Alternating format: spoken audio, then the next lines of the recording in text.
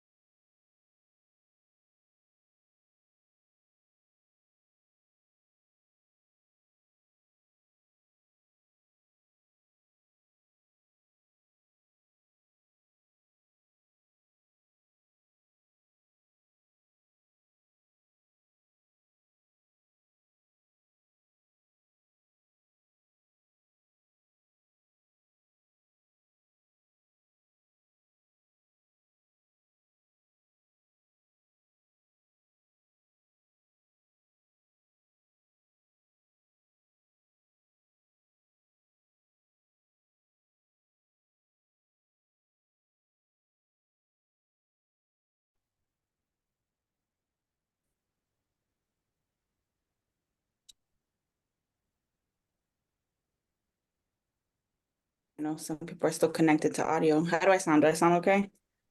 Okay, great.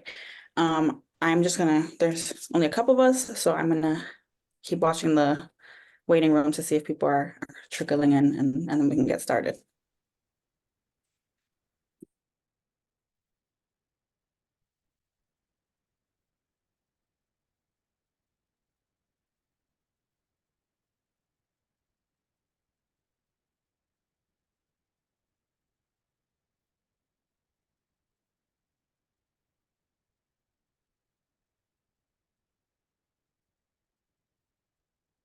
Hi. Hi, Chelsea. Oh no, I can't hear Hi, you. Chelsea. How are you?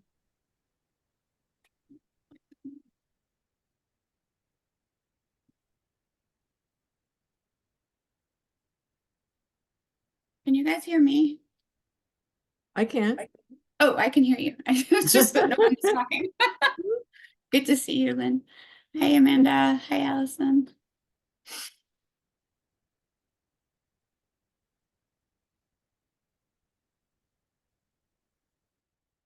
I'm going to close the door to my laundry room because it's making a lot of noise. Excuse me.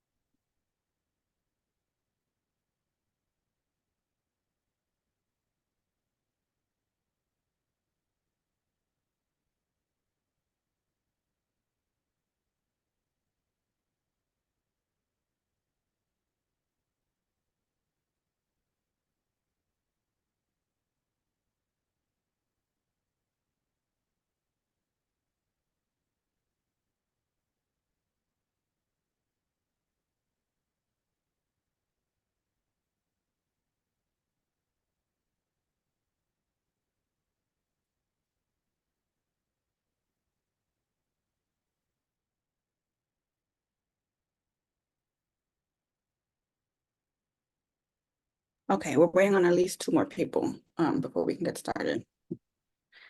If we don't get those two people, I don't want to worry about that yet. I think it'll be fine.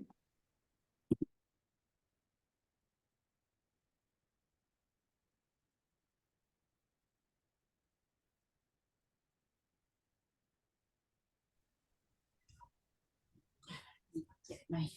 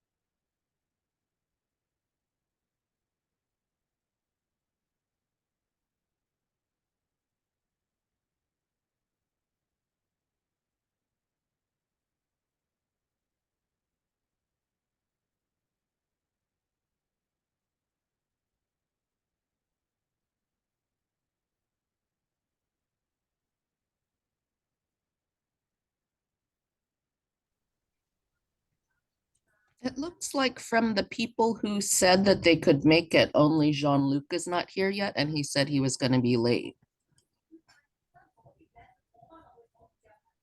Oh, and Counselor Louis Jean. Yes, exactly. Sorry, I was on mute. So I'm gonna shoot her and Emily an email to see if they're running late, but we just need one more person for a quorum, the thing, so.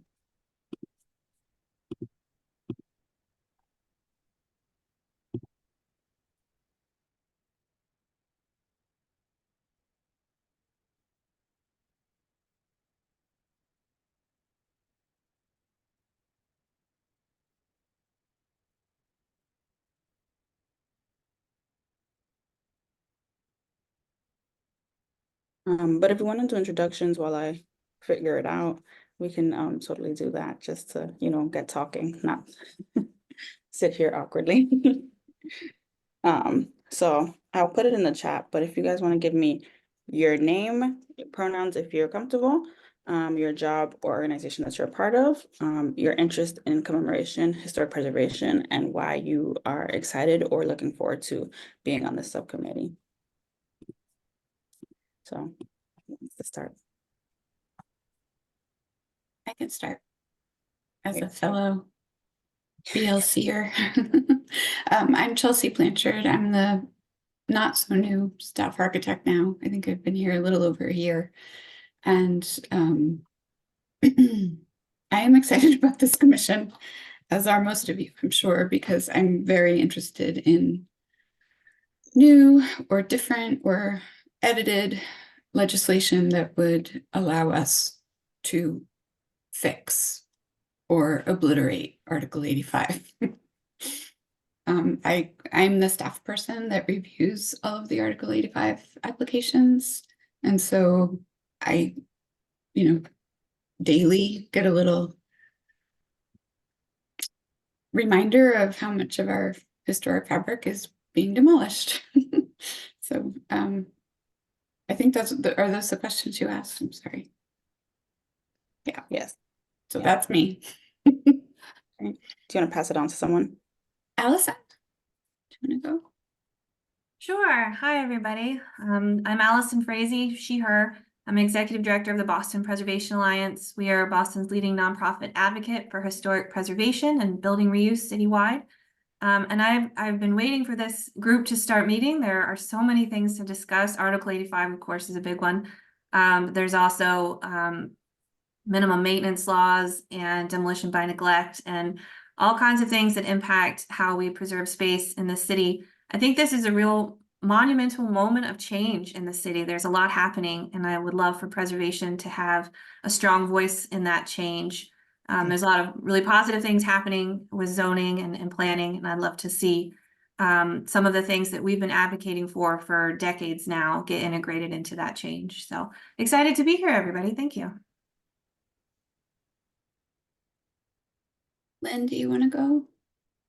Sure. Hi, guys. Sure. Amanda Zettel. Or just Oh, say sorry. Amanda or Lynn. Sorry. It's fine.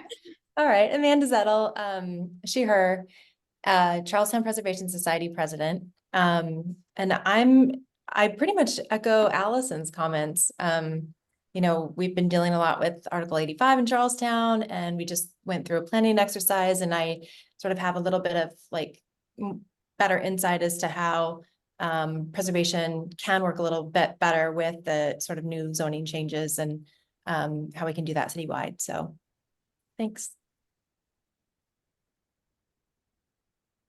And do you want Okay, to I'll go. Great. I'll second, strongly second the comments of Allison and Amanda. Lynn Smilage, I've been on the Boston Landmarks Commission for 13 years, 12 as chair, and I also sit on the 4 Point Channel Commission. We've been working with antique preservation tools that are in desperate need of updating and making more relevant. The Landmarks Commission has been lobbying for this as long as I've been involved, and seen little progress. So we're so excited about this opportunity. I'm a preservation planner, a preservation consultant, And I'm working still in the field doing consulting and a lot of survey work. So thanks for including me. Do you want to pass to someone? I'm sorry. How about you, Roseanne? Thanks, Lynn. I'm Roseanne Foley. I'm the Executive Director of the Boston Landmarks Commission, she, her, and I'm also very excited about this, the whole commission and this committee meeting to talk about preservation tools that work. Looking forward to that happening. I've been involved in preservation since the beginning in the 70s, and am largely self-taught, but I do have a degree in history and architectural history. That's about it. I've done a lot of things, so I won't drone on. Chief? Good afternoon. Reverend Mariama White Hammond. I'm the Chief of Environment, Energy, and Open Space for only another 2.5 months, a little bit less. And so really good to be here. I'm glad one of the first things I worked on when I first got here was like a rundown on Article 85 and where we come and all of what was wrong with it. So I'm really glad that this is moving, because I think, as has been said by many other people, like there's been multiple attempts and it's been hard at sometimes to get the legislature's attention. And so we are also hoping that the anniversary like may make people pay attention in a way that we might get, we may just increase the chance that the legislature will take this seriously. I will say, I've been extensive conversations over time and really looking at what things can be fixed where we might have some hooks to interpret differently, right? And don't have to go through the legislature. What things can be fixed through city policy that doesn't need to go through the legislature, and then what things need to be fixed with the legislature. Because I think a lot of people, I think you all already know, the legislature is the biggest lift. And the question is, are there any things that we can do to make things better that don't require them, even as we like also put some energy behind a big push with them? And so I'm hoping that all 3 of those components, reinterpretation, new city policies, and then finally legislation, like all of those can be happening, because I think we've got enough things that need to be addressed. We should try to figure out how all of those can play a role. So glad to be here. Okay, Maureen? And I'll pass it on to, oh, okay, great. Marina, you have not done, go ahead. Great, thanks. Hi, everybody. I'm Maureen Garso. I'm the City of Boston Treasurer. So I have a very different look at this than the rest of you, although I have the honor of having CPA in my department. So I certainly see it from that perspective. So very different look, and I'm sure I'll have a different bent. So I'll pass it off to Arthur. Hi, Arthur Jamison, BPDA Director and Chief of Planning for the city. I'm fascinated to talk with the people in this group about preservation tools, instruments, and updating them. Thanks. I think I'm last. I'm Lydia Lowe, she, her, from the Chinatown Community Land Trust, and I'm very excited about being on the commission and being on this subcommittee. I actually don't know a lot about legislative and policy tools, but have a lot of opinions about what we want in our community and feel that historic preservation has been misunderstood and misinterpreted. And I'm really interested in looking at those tools and, interpreting or reinterpreting them in a broader way. Great. Go ahead. And one more, pass it to John. No. Nope. Okay. I'll just introduce myself really quickly. I think we've all already met, but my name's Hennessy, she, her pronouns. This is what I do, Commemoration Commission, all things. And I'm very excited for this subcommittee because I think it has a real backbone to the rest of what we will be doing, and definitely will be setting up the future of how we look at historic preservation. So just want to go to the next item on the agenda, order of business. Allison Frazee and Lydia Lowe have both self-nominated to become the co-chairs of the subcommittee. So I'm going to launch a poll for us to vote. You are able to select both of them. I'm launching it now. Just so that we can get things started.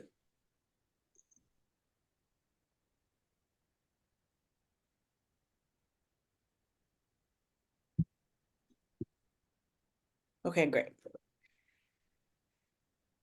Great, we have unanimous voting, so congratulations, Allison and Lydia, please. I guess we could take it away. You guys can take it away soon. What's coming next is the staff architect of the Office of Historic Preservation, Chelsea Blanchard, is going to give an introduction to what she does, and specifically Article 85, just to start setting us up for these conversations and giving us a base to do our work. So Chelsea, if you want to take it away. Sure. Yep. Yes, thank you to the to Lydia and Allison for being the co-chairs, volunteering to be the co-chairs. And I actually have stolen some slides from my colleague Nick Armada, who does a lot of work in our office to do outreach to various community groups, and his Article 85 slides are short, succinct, and to the point. So I'm going to share them now. And let me see, share. This is part of a larger presentation that we typically give to community groups that are interested in what we do, how we do it, and kind of explaining what our office does. So hold on, let me see. Can you guys see the share? Yep. Okay. I'm sorry. When I share it, I can't get rid of this. Well, whatever. We'll just work with it. So as you know, we are part of the long-awaited Commemoration Commission. I don't think I have to go over these much for you, but we're falling under the third category here, which is the policy category, where this commission will try to make recommendations to various bodies on how we are going to handle new or improved tools to handle preservation matters in our city. I'll skip that one and I'll go straight to Article 85. So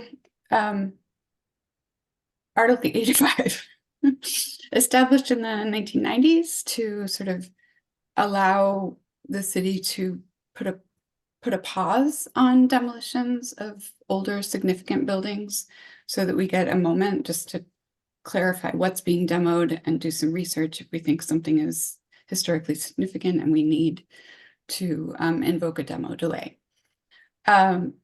Staff has 10 days once we get their application in and everything is correctly documented.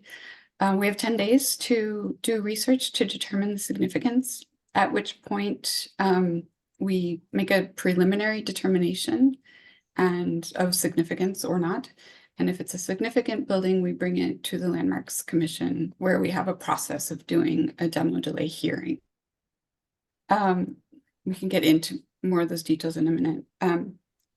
At the hearing, the commission will determine whether they should invoke the 90-day demo delay, which is set up in our legislation. We don't have any mechanism to change the 90-day part of this demolition delay at this moment. And then the vote is taken to decide whether to do that or not. When the vote is taken, and it is a positive vote to invoke the 90-day delay, we tell ISD that they can't issue any demo permits on the parcel until 90 days is up. So it's not a very long time. And then there are no other catch-alls for stopping demolition in our city currently. I should probably note that properties in historic districts or properties that have been landmarked prohibit demolition, but as we all know, there are some loopholes to those as well.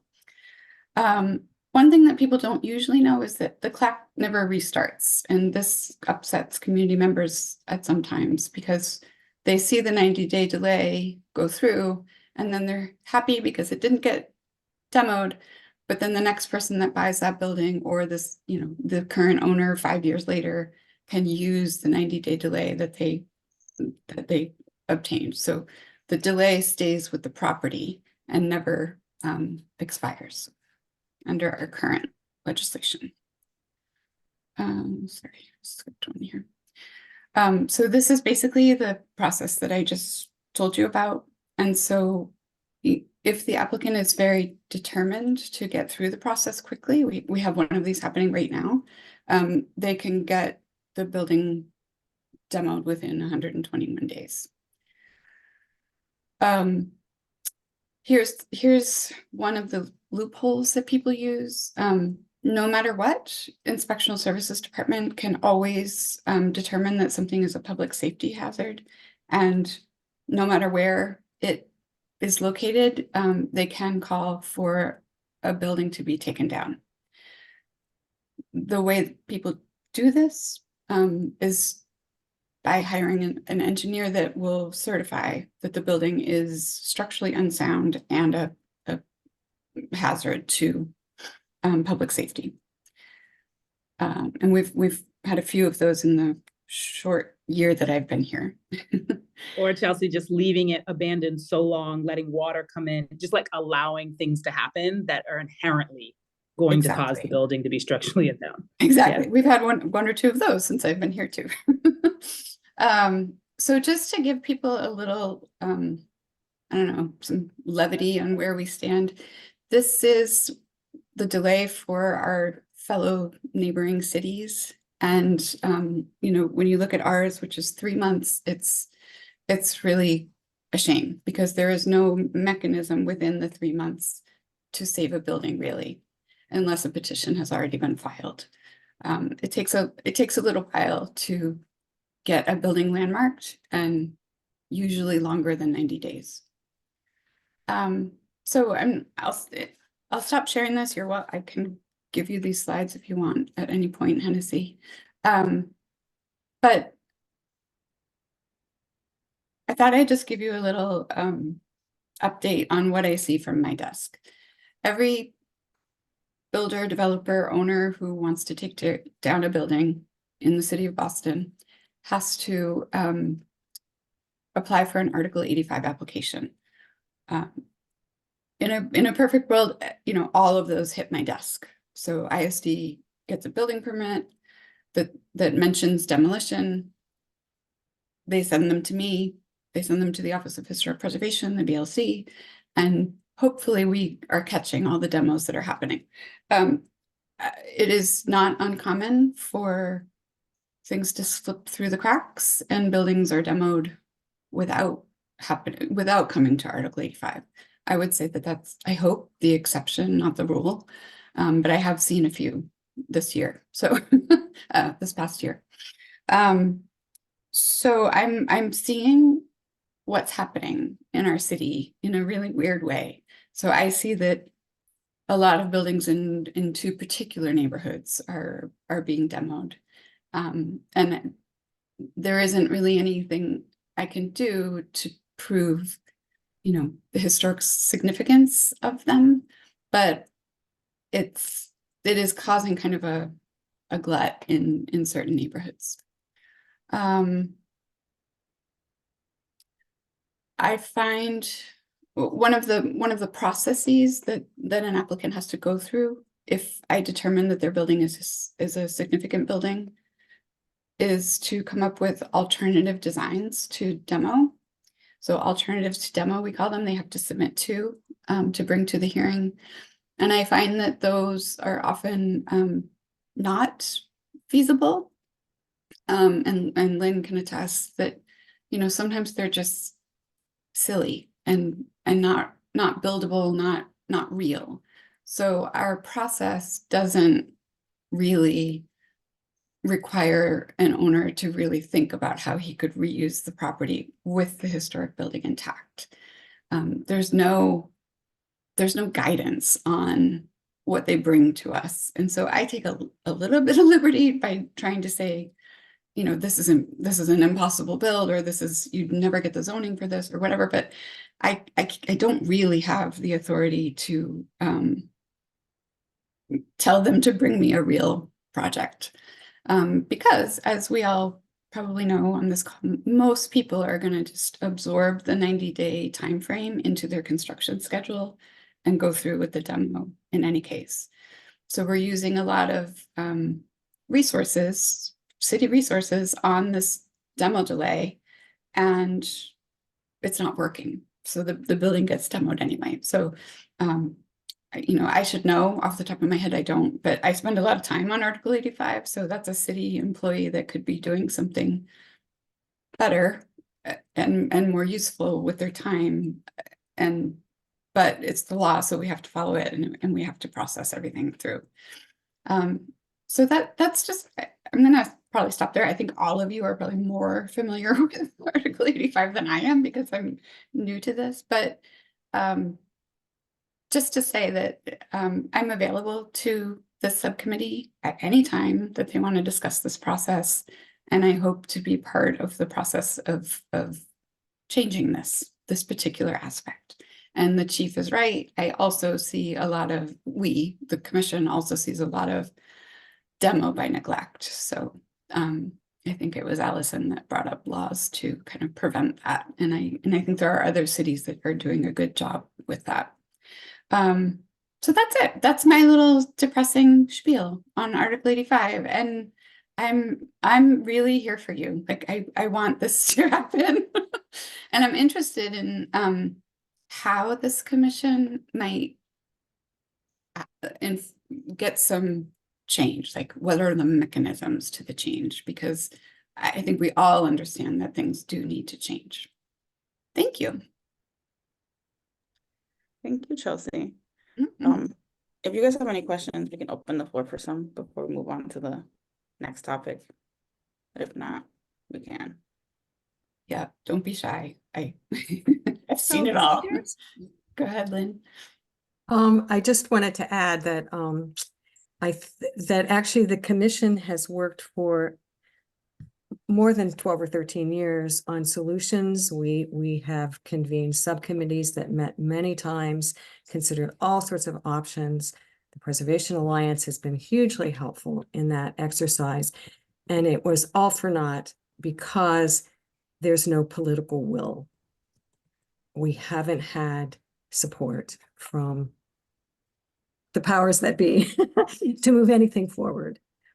So I think that's a challenge of ours, but also an opportunity to forge better, stronger relationships with inspectional services, with BDPA,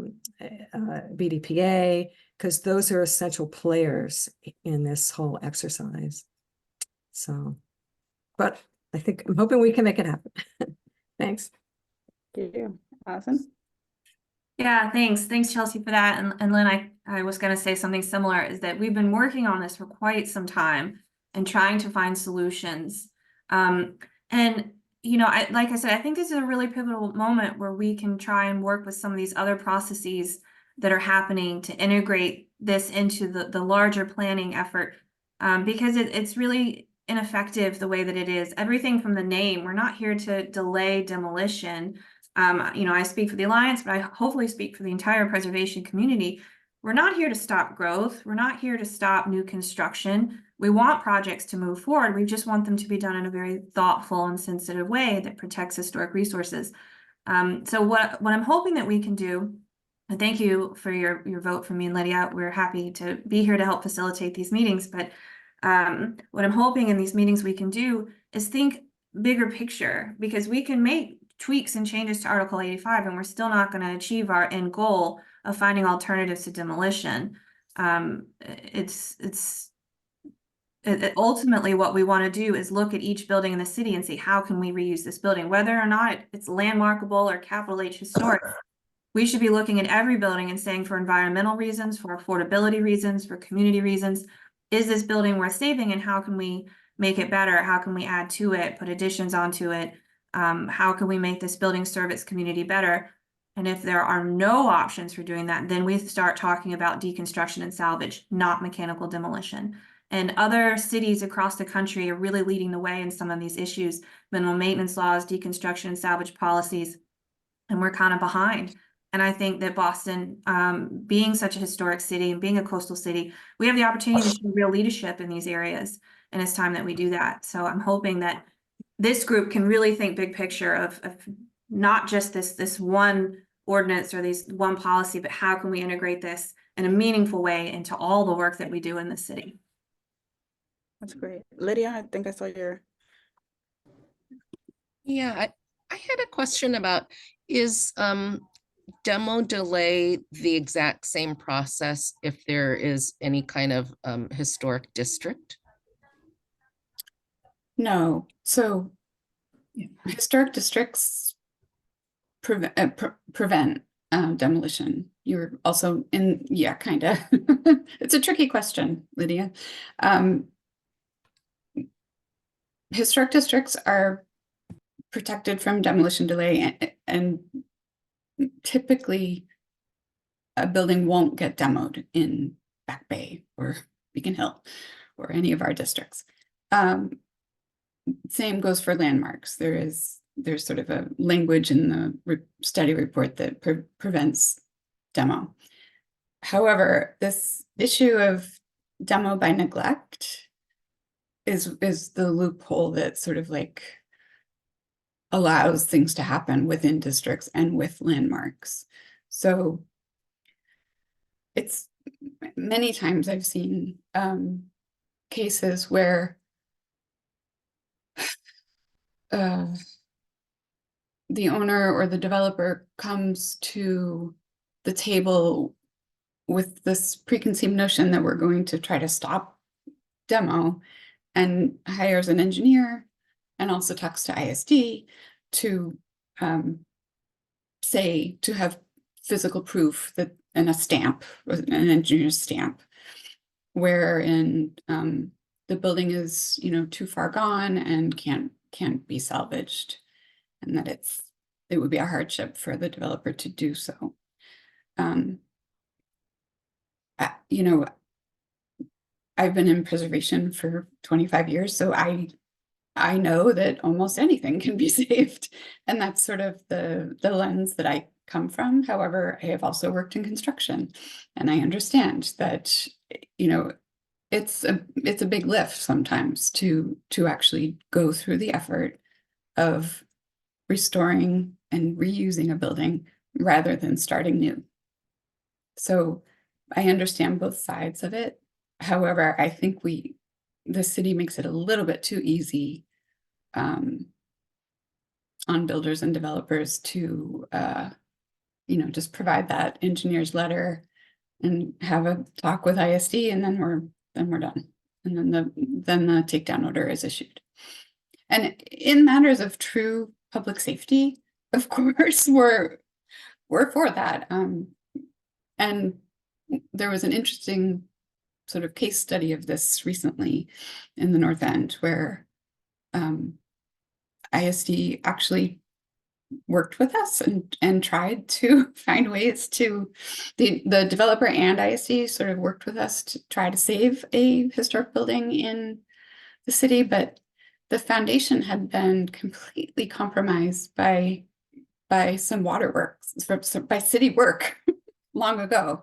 And so, you know, it was a matter of like, do you really want to take the risk of these bricks crumbling on tourists in the North End? Or, you know, I mean, that was a case where sort of everyone at the table tried hard to save it. And then in the end, public safety took over. So it's not that we do not understand that. We get it and we work with it all the time.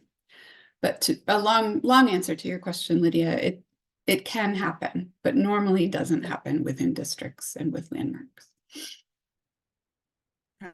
Chief?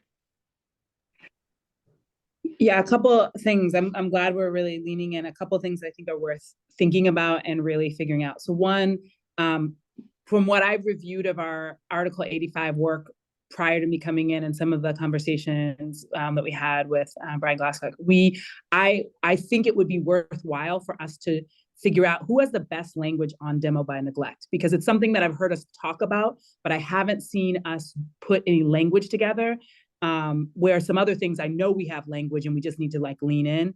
And so I think that question of why make up our own if there's somebody who's already addressed it? Like, let's just start from what is the leading example, you know, in the country. And I think that would be something really, really worth leaning in on. A couple of other things that are worth just noting that we should have in our mind, and maybe in some instances we might want some presentations about. You know, one of the big things that has been a big challenge is that we, for a long time, maybe like for as long as we've had quite a backlog. I think, you know, when I first came in, people were like, oh, this has been on the docket for 50 years. And I laughed because I thought they were kidding. And they were like, no, it really has been on the docket for 50 years. So we have been trying to clear up some of our backlog, particularly things that have been sitting on for so long. I want to say no matter how, and we are also doing work to get our landmarking process more streamlined. No matter how well we do, we are not going to get to the point where we could just like move things in 90 days. Like, I think we could try it like as a exercise one time, like maybe we could make it happen, but that's not a realistic amount of time. And so I just think that like, my question is, can we get a year? Can we at least get 6? I think if it was at least 6 months, we could try to make it work. I think a year would be better, but there's just absolutely no way that 90 days is ever going to be a realistic time to take a look at a building, recognize that it needs to be landmarked, and move it through a landmark process. That's never going to happen. We are trying to change our study report process, because while we've had amazing, beautiful study reports, if your study report is even 50 pages long, it does mean that you can't move at the same speed that you might want to but part of your goal is actually to save buildings, and to not get stuck in a backlog. So we're working on that, but I just want to name that 90 days is never going to work. So we shouldn't even be like talking about that. I think 6 months is the smallest amount of time. 1 year would be better, but I do think we want to really lean in on that topic. The other thing I think worth talking about, and I think it speaks to some of what Chelsea was just raising, is I think we could have a more robust conversation about buildings being preserved 100% as they already are, which in most cases, if we landmark a building, we don't want you building something random in the middle of it. So I want to name that. And there are some instances where we're trying to figure that out, like Hotel Buckminster is an example. It's an area where people are doing greater height. So the city is sort of allowing that to move forward. We need to maintain the exterior of that building. There's an openness to not have to have it exactly as it is right now. But I think the other layer that we need to go deeper in is, how do we make that look good? Because there are ways to do it where the new part respectfully is in relationship with the older part, and there's ways to do it where it looks like the new part is like attacking the old part, and like that we cannot have, because that doesn't like, that's just not good, right? And so I do think we need to recognize that there are places where we are going to want to preserve some buildings, at minimum the facades, and we got to figure out how do we respectfully look at massing and height in a way that the building still, like the beauty of it, the streetscape can remain and not look like, what is that hideous contraption? But not just be like, oh, all you can do is keep it exactly as it is. And I think that in between, I'm not sure if that level of nuance could actually sit in the Article 85 process, if that's really just more of a Landmarks Commission conversation. I do know that Director Murray has been working on some like actual images, and it might be worthwhile if we have time to have him come look at it, because I think he did I'm not an architect. I like old buildings. I think they're beautiful. My church is in the midst of trying to save one, and we're in that funky place where the price tag is different than what we thought, but we're figuring out. We are not gonna tear this building down, but looking at how to do that in a tasteful, respectful way. If we had some guidance on that, I think that would be helpful and useful, even if it doesn't actually go into the exact ordinance per se. I still think that that is an important part of the conversation. Allison? Thanks, Chief Whiteham. I think you raised some really important points. And Hennessy, I don't know how in the weeds we want to get into any of these one topics today, or if we wanted to just sort of decide what topics that this group wants to sort of commit to discussing over time. But I'll touch on a few things since they've come up. One, I think we absolutely, Chief Whiteham, need design principles. And I don't think that that should be siloed to Article 85. They need to be citywide, through all of our planning efforts. We need some design principles on how to reuse existing buildings. And this has come up downtown with the office conversions. If we're going to convert an office to housing, obviously there are going to need to be some real changes. And how can we do that in a way that is, productive for housing use, residents, but also preserves the fabric that makes our downtown so rich and desirable. So I think that the mindset of how do we change Article 85, we need to be very thoughtful about what it is about Article 85 that we want, and where do we want these other pieces to play out in other zoning and planning conversations throughout the city. Because I do think that if we are going to keep Article 85, you're right, it needs to be a meaningful length of time for Boston. We have one of the shortest delays in the country. And it's people just, when we talk about it with some of our peer groups across the country, they can't believe that Boston is just 90 days.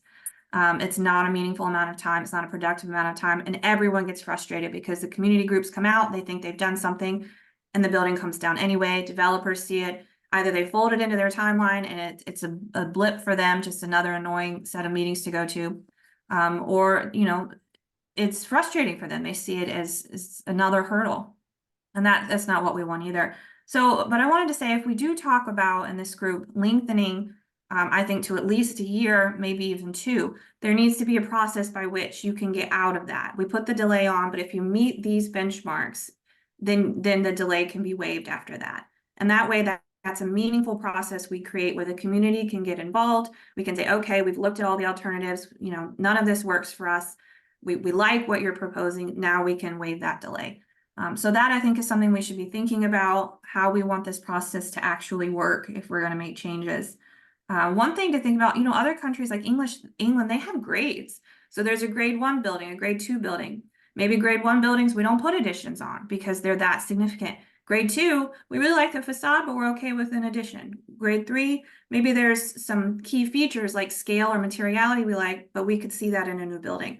So I'd love for us to think about how could we integrate something into the city that creates that predictability that the developers want. What am I going to be able to do with this building if I buy it? And what am I not going to be able to do? And then that gives residents another level of comfort that they're not going to lose places that are meaningful to them in 90 days. And the last thing I'll say for the moment is that our current landmarking process, and I think we all know this, is just not equitable. Chelsea was talking about how we have more protection for historic districts and landmark properties. And we know that most of those are in our neighborhoods that are more white, more affluent, and that have historic resources that represent white history more than others. And so those buildings have a higher degree of protection than everywhere else in the city. And we're losing places that represent other stories and other histories at a higher rate. And so this is something that's really critical to be addressed. So I'll stop there for now. Amanda, and then we can move on to the next topic. Yeah, thanks. I'll just continue with Allison's thought. I think that part of it is that the landmarking petition is really extensive and takes a lot of time. So the last petition that I worked on ended up being like 122 pages. I mean, that's like a PhD thesis, right? So that would sort of help to be able to sort of scale that down a little bit. Amanda, we're trying to get it to like 20. 15 to 20. That would be amazing. Yeah. Well, this is You actually can the always add commission to that it, gets it you can there. augment it later. Yeah, But, no, it was yeah. a lot. It was a lot of work. And then the other thing I wanted to say is, as important as Article 85 is, I think there's currently a couple of initiatives that the city is working on in terms of, so the streets and squares, and then also Article 80 reform, that we could really make some positive impacts like currently. We've been affected by all of this in the last couple of years in Charlestown, on like every side of town. So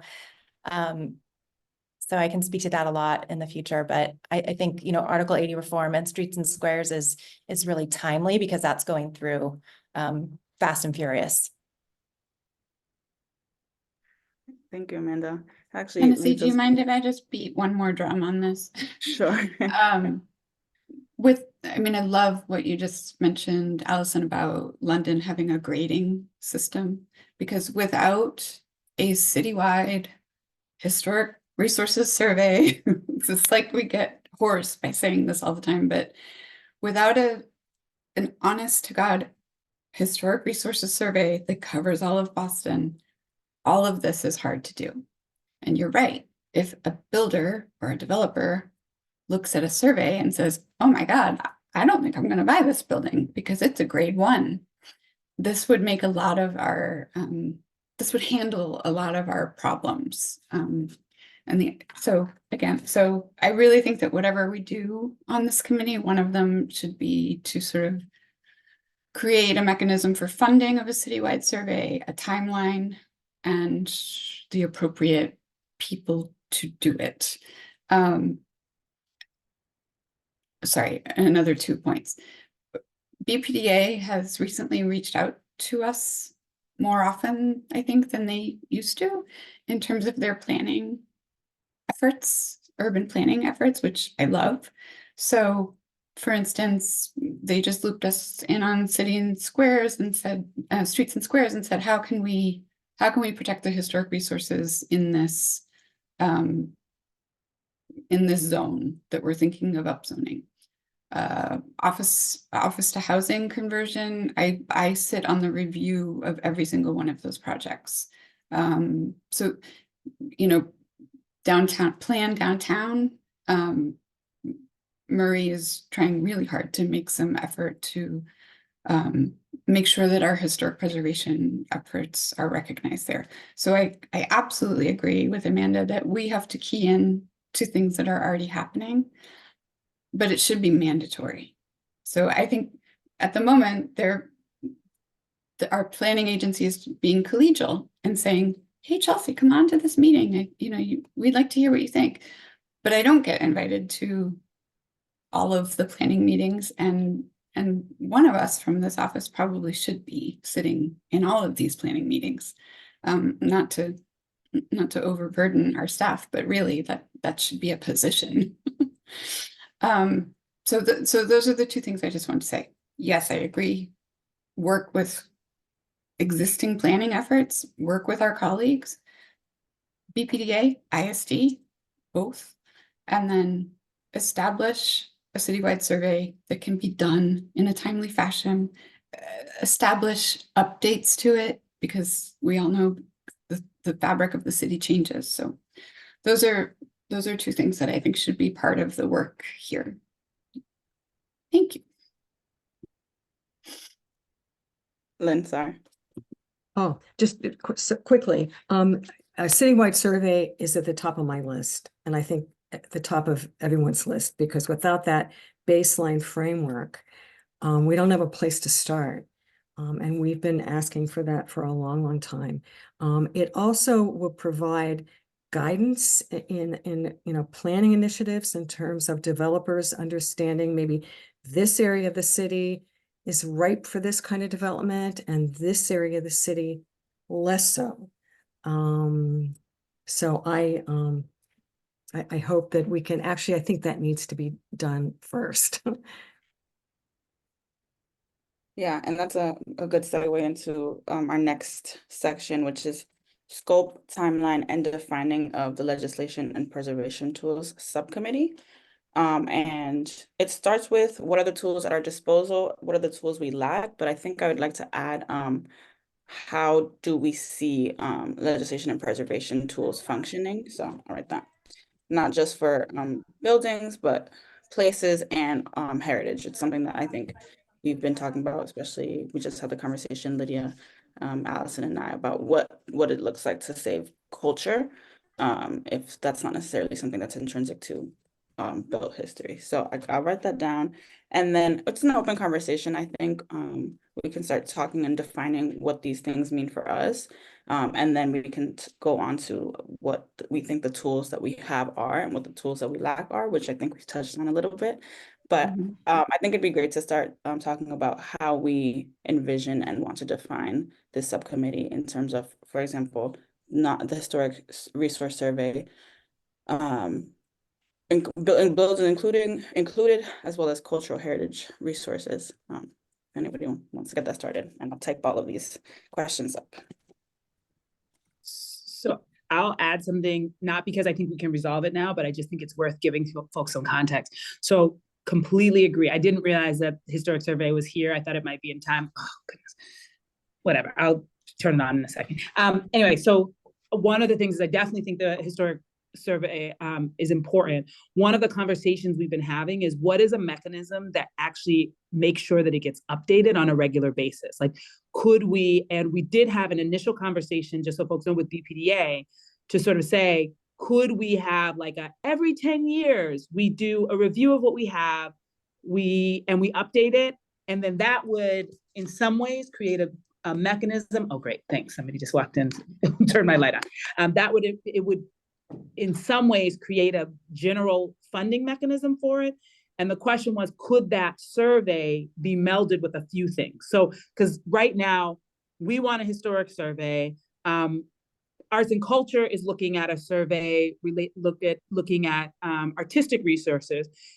Parks is looking at open space and recreation facilities. And the question was, could it just be a city process to say every 10 years, we're going to update a master plan around this? And there was also a question of, could you be mapping them into some sort of GIS system that sits in the city, that's shared with multiple people, so that people could also be updating that system on a regular basis? So maybe the lift wouldn't even have to be that big, but there's at least a hook that says every 10 years, we're going to put some money aside and we're going to make sure that this is relatively accurate. Somebody's going to look at it and make sure that this all aligns, because you might see trends with like MOAC raise, Mayor's Office of Arts and Culture, something that I've lived. There used to be so many hole in the wall clubs, dance venues, all these, and I watched them all disappear. Now, thankfully, I'm also a little older and I maybe don't care as much now as I did like 20 years ago, but that feels really unfair to young people.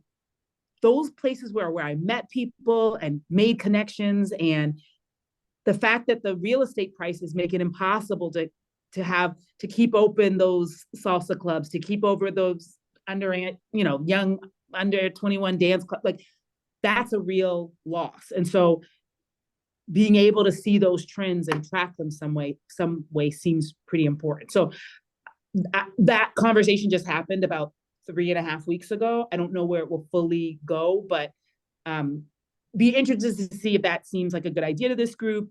And maybe the next phase of that, we interact with as this group in some way. Because the big problem is we also don't got the money to do it. Like, we all know we want to do it, but if there's not something that makes sure the resources are there, then we'll end up just hoping for it, but not necessarily ever getting there. Yeah, I really love that idea, if I can jump in. So Survey LA, a historic resource survey that was done in LA many years ago, was sort of the gold standard for how we should be doing historic resource surveys. And they sent people with tablets that had drop-down menus for architectural style and whatever. And they went parcel by parcel and marked that. The problem with that is, how do you define historic? Because we have some places where the building isn't historic, but there's a legacy business or a cultural institution inside of it. And then do we use 50 years as a benchmark? We have a lot of places that are younger than 50 years that we would consider historic. So And then this is a multi-year, multi-million-dollar project. So I love the idea of coupling it with other efforts. If we're going to send people out in the field to go parcel by parcel and make notes, then I want to know the condition of the property. I want to know the flood risk. I want to know the tree canopy. And I want to know if there's setbacks. And if we can pull that data and find that the setbacks are a key feature of this neighborhood, then that's something we can integrate into planning and say, this is something that is important. So I want all of that data so that we can inform decision-making. And if we want to do it all as one effort so that we have all of that information available to the public and we have funding for it, great. We don't need to send arts people out and then preservation people out and then tree canopy people. Let's just do it all together. That's fine with me. We'll have a conversation about what data we want to collect and how we do that. But I think that's a really interesting idea. Allison, Yeah, do I you really think- support Go that ahead. idea because we've been doing this process as part of our cultural plan. And it's like, you can't always separate what's cultural, what's historic, Right. you know, what's small business. Allison, do we know anyone in LA that was part of that survey effort that we could talk to in terms of money? How much did it cost? How long did it take? What agency did it? Yeah, we've definitely talked to people. Again, they did it initially a while back now, so there's probably been transition. It probably costs a lot more now than it did then. But we can certainly connect and get some info on how that was done. That'd be great. So surveys going to the top of the list. That's great. I think for that second question, what are the tools that we lack? What are the tools at our disposal? Can we use the tools at our disposal to fix what we lack? And what are tools we need to create to solve the issues we'd like to address? I think we can focus on the survey, if you guys want, and then expand from there. But yeah, what do you guys think for that survey? I know that there are certain funds, like National Park Service sends me a whole bunch of interesting stuff. They have like land survey grants, but specifically for like African American neighborhoods, things like that. So I know that there are some grants that are specific that can be helpful for funding, but I'd like to open it up and see what you guys think.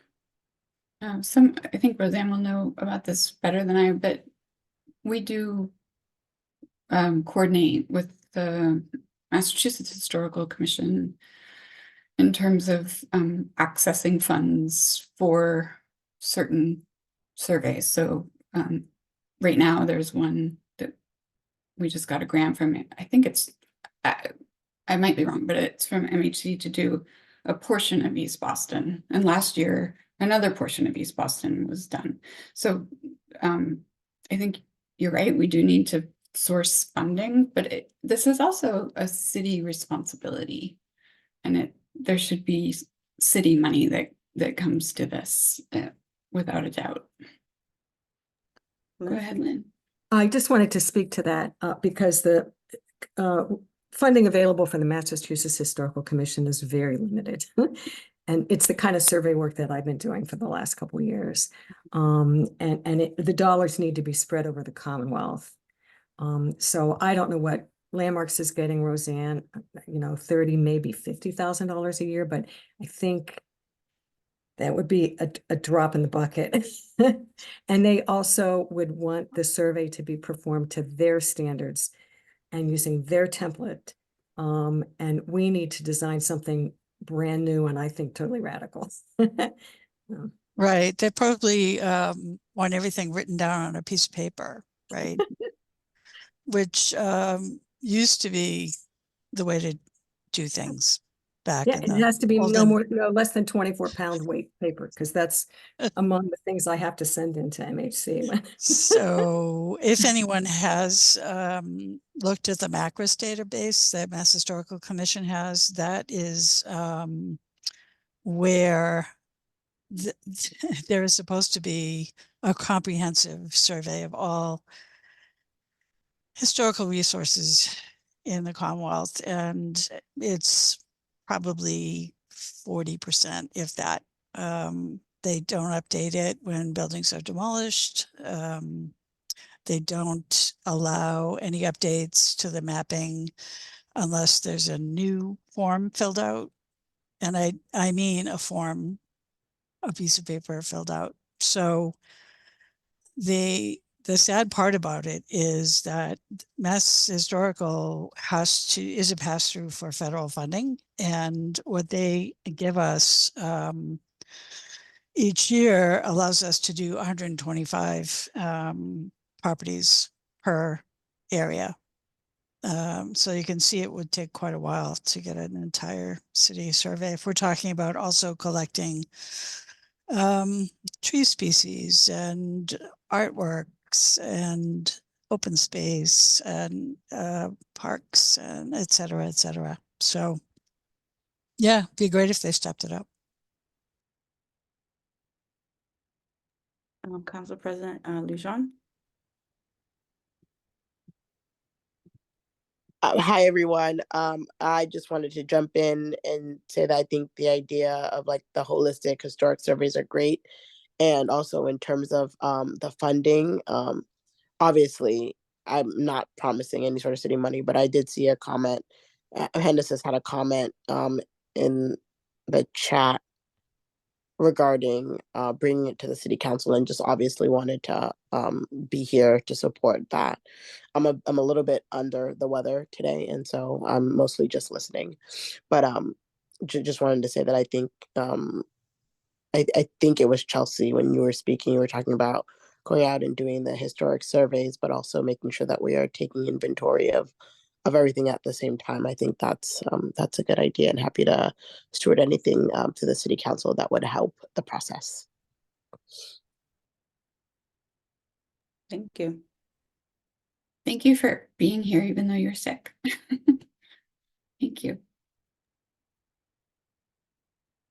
Thanks. The job doesn't stop, so I'm still here. No.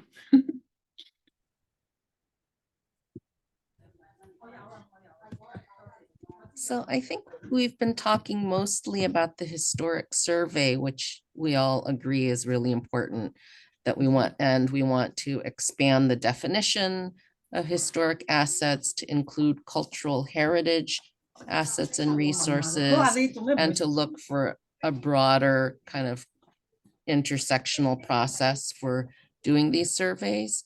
That I was just, taking notes as we talked, and some of the other things that it seems like, in terms of committee scope, also is Article 85 reform, the issue of demolition by neglect and how we change that situation, the question of developing design guidelines and possibly different preservation grades. And then a thing I wanted to add was the definition and process for designating new historic districts. Yeah, Lydia, I think that's a great point. Let's, brainstorm things that we want this group to talk about. I think, thinking about the tools that we already have, we do have historic districts and the ability to create new ones. We do have landmarks, individual landmarks in that process. But there are, I'm seeing your note, Chief Jemison, thank you. But there are hurdles to that. And again, equitable and accessibility problems with that. So I would like for this group to talk about that, Lydia. I think that's a good point, how we might be able to do that better. But as far as tools we already have, since that was on our agenda, we have districts and landmarks. We do have some zoning sub-districts that don't really have the teeth I think we want, but they're there. We have neighborhood design overlay districts. Again, not what we want, but it's a starting point. If instead of reinventing the wheel, we wanted to start with that and make it stronger. And of course, Article 80 will be changing. So we need to, maybe Hennessy, could we have someone from that steering committee come talk to the group so we get a sense of the direction that that's going in? Yeah. That would be great. Yeah, it's really unclear what the future of historic protection areas under zoning may be, since we're revamping the whole zoning code and simplifying it, which I understood to mean there won't be these different protection areas? I think it's unclear. I know with Plan Downtown, there's still a lot of question marks about how zoning will change. Yeah, we are unclear. Yeah. Sure. Also, We are, I will say, we believe that it potentially negates the old agreements in some ways, but we're kind of trying to understand, does that mean we can set some new, like what is the status? So you are right to be concerned, and we're just not sure one way or the other.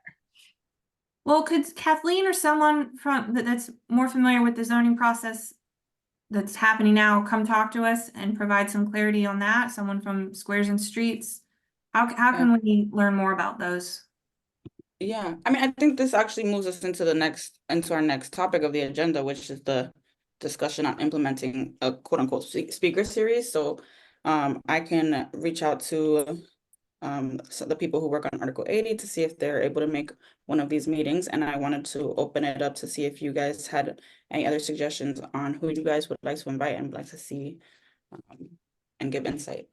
I can make a recommendation for Squares and Streets because he already reached out to me. His name is Ruben Cantor. Okay. So we can invite him. I'm sure he'd be happy to share that program. He's also involved with Office to Housing, so maybe we could do both of those at once. Yeah.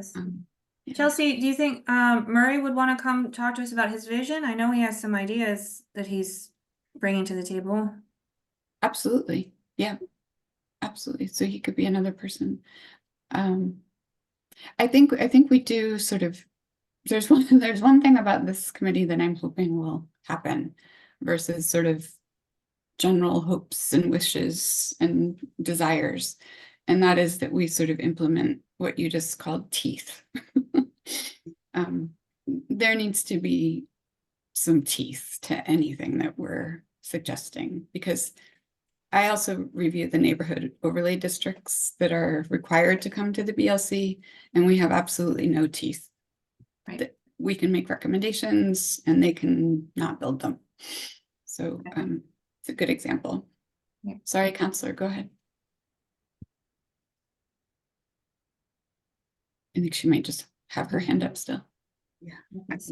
Well, are there any other tools at our disposal that we want to sort of dive a little deeper into and learn more about? If folks are interested in the general design vision for the city, it might make sense to have the urban design group come. We just had them present. We did it cabinet wide, so we had parks and historic preservation and environment together, looking at them, trying to sort of meld our lenses, because we've got a lot of lenses. But I do think that would be, I think that would be a worthwhile presentation for us both to hear and also to have some input into. Mm-hmm.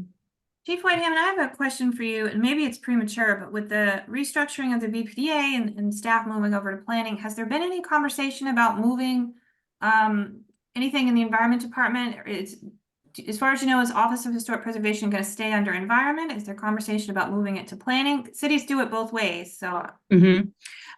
There are active conversations about the future of the cabinet that are not decided at this point, but yes, those conversations are happening. I mean, as you might notice, that the role that I currently occupy has been now advertised as the Chief Climate Officer, which yeah, so that's what the new role is called. Would it be helpful if this group made a recommendation one way or the other, or? You are welcome to share your thing. I mean, this is a place where I can, I'm saying what I can say, and you should, if you have a feeling, it's a good time to weigh in. I'll just say that the conversations are active. Okay, well, it might be helpful if there's anything further you could share at some point. That would be helpful, because on the one hand, we advocate very strongly at the Alliance that building reuse is climate action. And one of the biggest tools in our toolbox for climate action is reusing the buildings that we already have. So I can see us staying in that space and being effective, but also we're a really critical tool for planning. And I think that we have had problems with BPDA staff not understanding the role of historic preservation, not integrating us into conversations. So maybe this group should talk about it more. Maybe we want to have a recommendation about that. Yeah, and I think the other thing I can say here is that I am, the job description is out there. I am also paying attention to who seems to be making it into the rounds, because if there were, I feel really blessed that I got to oversee a cabinet that were like all things that were previous interests of mine before I came into the cabinet. I have a farm. I used to lead a history-based organization, and grew up in an old house, and am now rehabbing another old house. So I think it will matter what are the passions to some extent of the pool of people, because I think that if there is not someone that is passionate about this, then it should be in a place where where someone is going to pay attention. And I know that has not always been the case. Mhm. So I think paying attention to that process also, I think formulating some big picture ideas and paying attention to the process and seeing who ends up in the process, I think will be important to what is the right decision moving forward. Okay, and Chelsea, I know if we do get into this conversation more in the future, staff's opinions would be incredibly important in that conversation. Yeah, I think we are pretty much on the whole, staff is a pretty like solidified opinion. We all have pretty strong opinions, but they align with each other's. And so I think Hennessy already knows that, but I think that I can speak for staff pretty easily. The other thing I just want to mention is that the urban planning department of the BPDA is and has been for a while now making an effort to talk to us a lot. We have a bi-weekly meeting on Fridays. And the last time I was at that meeting this past Friday, I said, I'm going to this meeting for the Commemoration Commission, and we're going to talk about demo delay. And they all said, let us know what we can do to help and support that. So Chelsea, is that Diana's team or Amy's team? Because I think it's Amy Diana's is team. planning and Diana is urban design. So okay, so Yeah. then we're agreeing. I think her team is Urban called urban design. design, right? I Okay, think so that's too. that's It's the a team little also. funny, but they're the folks that do design review. Yes, And- yes. So that's urban design. Yeah. And I do think I also agree with you that we should have them there. The other group is called zoning, planning and Right. zoning. That's Amy's team, and we also need to talk to them. So they're both, I do think we need both of them, but they do have different purviews. And I think we've had, overall, the cabinet has had good integration with our urban design. We are strengthening our integration with zoning, because that it could be better. Right. There's certainly still people that I talk to at BPDA that don't know that their project had to go through Article 85, or, I mean, really, I'm not kidding. So yeah, there probably are other parts of BPDA that we need to interface better. Then there's real estate, which is the least connected, but we're working our way through. Yeah, but yes, exactly. So what else does this group want to talk about? Are there any other tools that we have that we want to drill down into? Are there any other suggestions for new tools or legislation that we know we want to talk about? Thoughts? I do think on the legislation and rules, I think it would be very helpful to have Murray come and do a presentation, because one of the first things I've asked him to do is to do like a full review of all the legislation, because there's sometimes where we have to use the tools that were originally created in the legislation, and some of that's really old. I think he has an interesting perspective on, there have been things updated also at the national level that our tools refer to. And so in some instances, he would argue, because we also are connected to the federal legislation, when there are instances where that is more up to date, that our state legislation actually doesn't prevent us from saying, oh, this is what is cutting edge, that there are actually not loopholes, but there are actually allowances in our local legislation that we could use when there are better practices already in place to update towards. So I think that's an example of, because I think we all know that legislation is a big lift. I do think that 2026 is our best chance of people paying attention and us trying to get them to like listen and put some real energy into it. But I think it would be worthwhile for everyone to hear some of the places where he would say that he thinks we could do some things now, by using some other precedents, which we are also, connected to. Yeah, I think everybody here knows that we tried to put forward a home rule petition to change some language that failed. Maybe we don't actually need that step. So I'd love for Murray to come talk through, I think probably what you were just talking about. Yeah, there's still things we need. He'll still tell you there are things we need, but there are some things that we want that he would say we might be able to get without needing legislation. We'll still need some legislation for some things. Well, and then to that end, Hennessy, it might be helpful for this group to understand what is the process. If we do have changes we want to make, what does that process look like? Can it be done at city council? Does it need to be a home rule petition? And then we can sort of pick our battles based on where we think we might be most successful, low hanging fruit and things like that. But Lynn? Yeah. This is something that's, I think, not really in our wheelhouse as a committee, but I wanted to mention it because I thought there might be people here who can offer some help. We've got 9 commissions, neighborhood commissions, including landmarks. Some of the commissions are absolutely paralyzed and have been for years for lack of commissioners.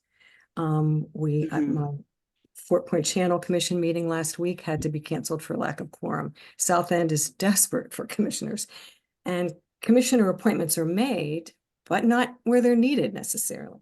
Commissions that already have, sufficient number of commissioners on board to maintain quota.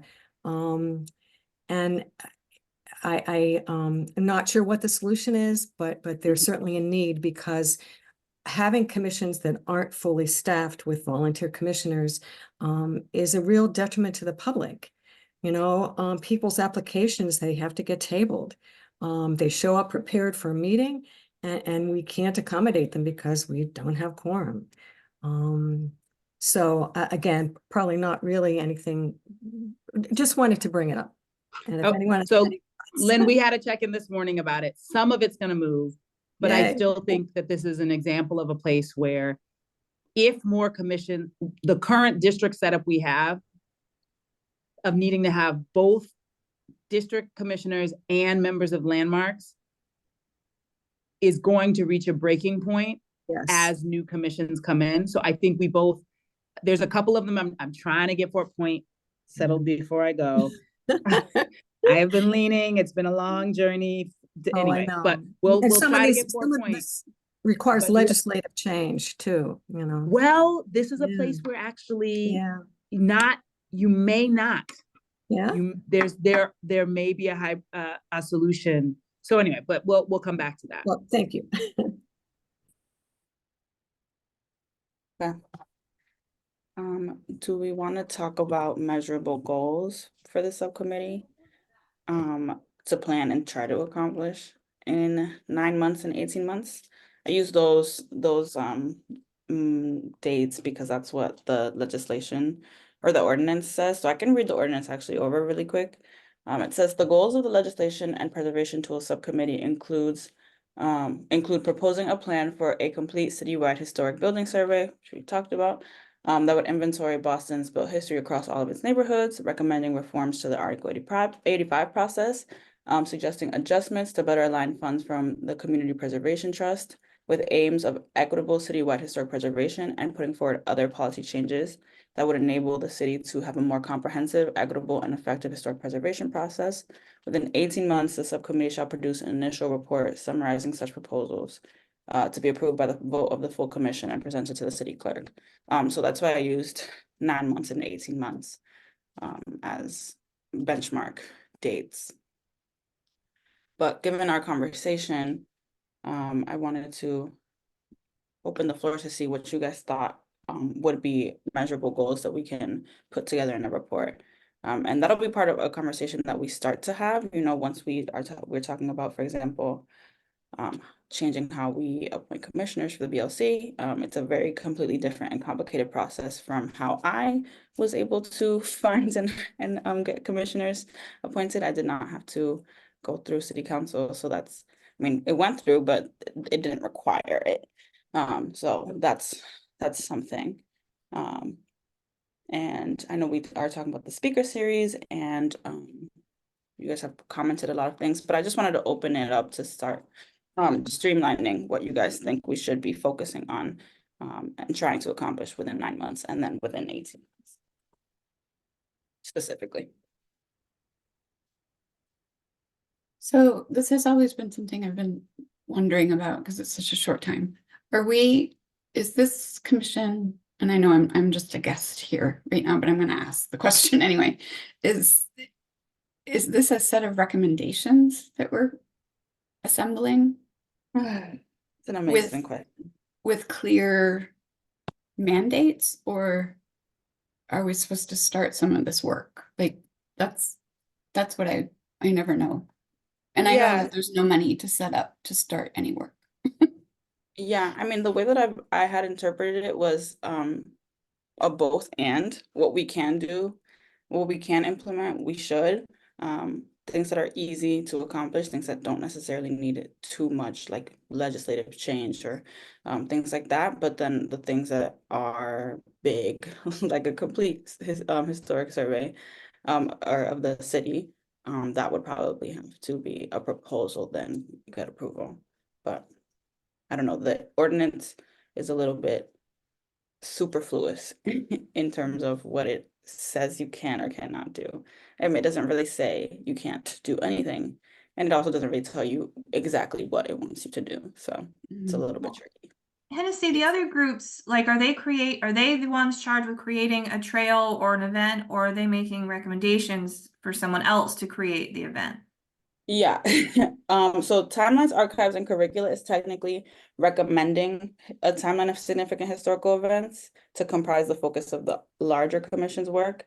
And it says it'll plan content for exhibits. And then it talks about how they do archives.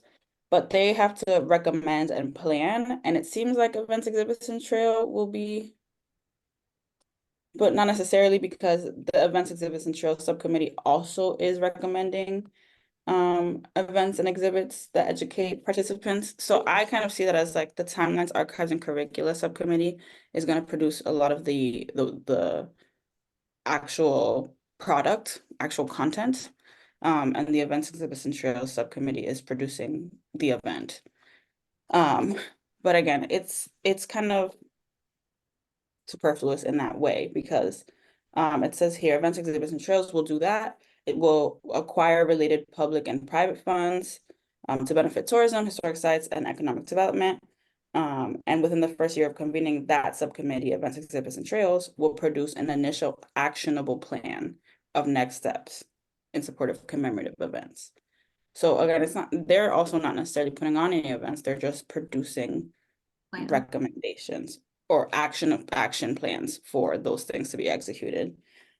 And then Timelines, Archives, and Curricula has to produce initial recommended timelines of key occasions to focus to be the focus of the commission, and that's it.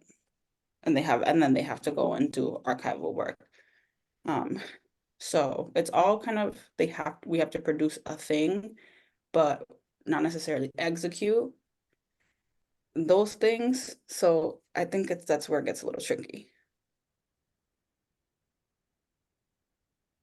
Well, maybe like you said, it's a both situation. Like, to Amanda's comment in the chat about squares and streets. So for example, I served on with Diana Fernandez the Design Vision Community Advisory Board, and I thought that process went really well. It was a really good cross section of people in Boston that brought a lot of different opinions and expertise to the table. And they started with, what do we already have in our communities? What makes them great? What are the historic qualities? And then how do we build from there? And I don't see that same approach happening at least it's not being shared publicly that way in some of these other processes. So maybe something that this group could do more immediately is engage with Squares and Streets and say, hey, can we sort of do like Design Vision did and use that as a model here? Can we start with what makes our historic resources really wonderful and great? What is, you know, the scale and massing or whatever it is we like about our squares? And how do we make sure that that is priority as we look at change? And then at some of these other ones that are going to take longer, like legislative changes, we are making a plan of how to address that. And I think we should get very specific about when we would want it done, who's going to have responsibility over carrying it forward, who's going to hold them accountable. Like, I don't think any of us want to do all this work and then have Right. recommendations sit on a shelf.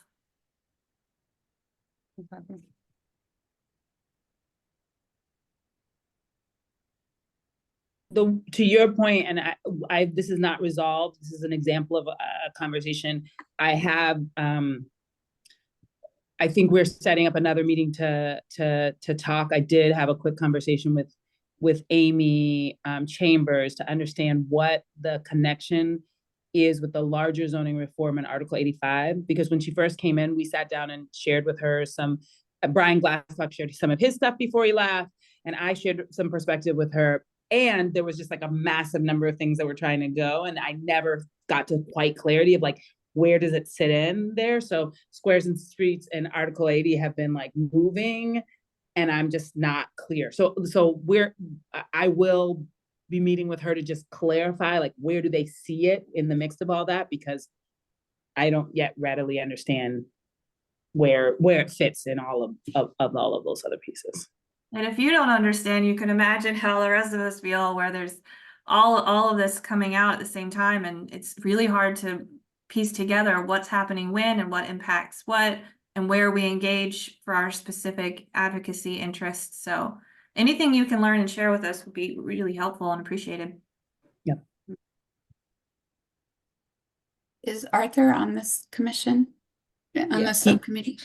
Yes. So the thing is, and we'll see. I mean, I think it was really good that he was here for this first meeting. Yeah. I think my suggestion to him is that he should definitely prioritize the big meetings, but it might actually make more sense in some instances for him to send staff to some of the subcommittees, because I honestly think there are a number of people on his team that actually, in some instances, have some answers or connecting information to the things we've lifted up, and may make more sense given how tight his schedule is. He said in the chat that he and Diana will continue to participate. Great. That's great. Could someone, and maybe it's Lynn that would say this or answer this question, could someone explain to me, Article 85 is a state, it's a piece of state legislation, and then it's passed on Chelsea? through the city? Chelsea? Go ahead. Yep. Hi, it's Roseanne. Hi. Article 85 is zoning code. Oh, that's right. So it's BPDA that we'd have to change the city zoning code for that article. Yeah, that's why Brian Glasscock was working on the update to Article 85 for so long, along with Commissioner Spector. Got it. Thank you. And well, I guess I'll just follow up that question with who can change? It would have to go through the BPDA zoning board to actually be changed. But we don't need state approval. Okay, I think that's what I was trying to get at. Thank you.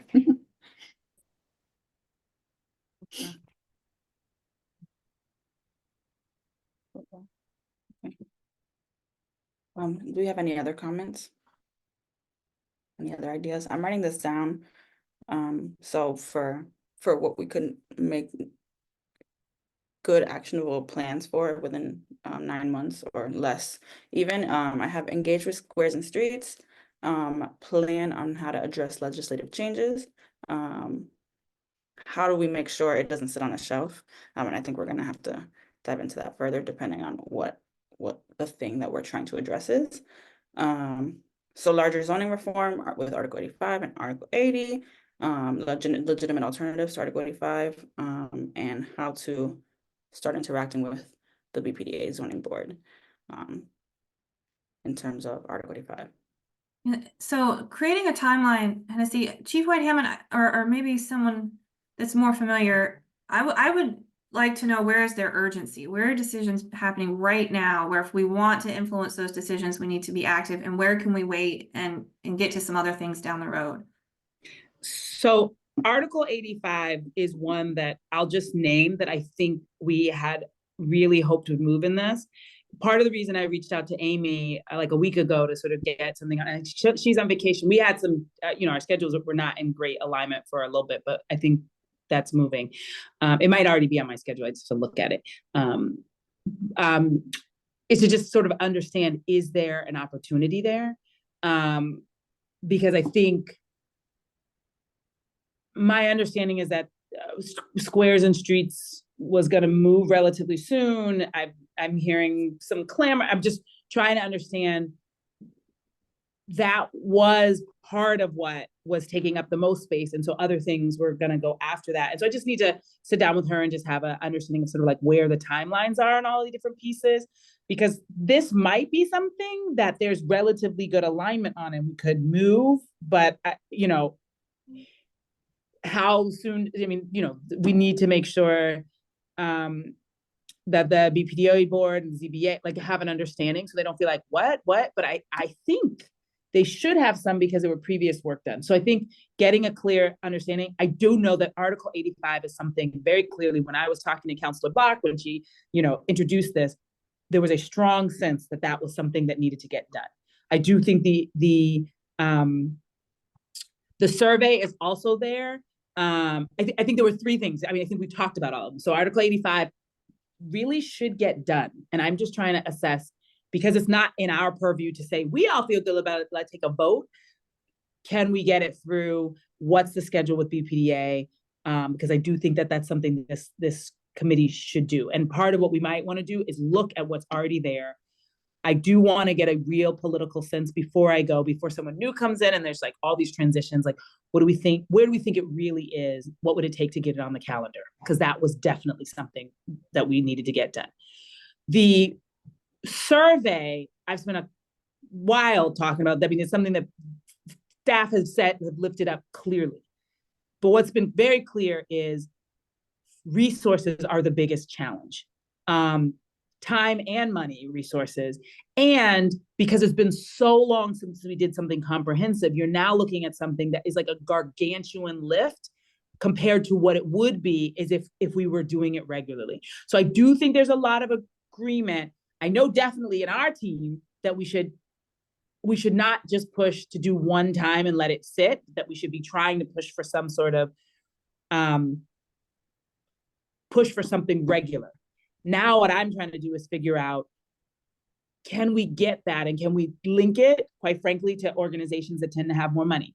If BPDA has to do it, I know that the money will show up, right? But I do know that there's multiple people that want it. If we did something bigger, yes, it would be more expensive and it would be a heavy lift. But if it can be tied to an ongoing database that everybody has some responsibility for maintaining and everybody has some,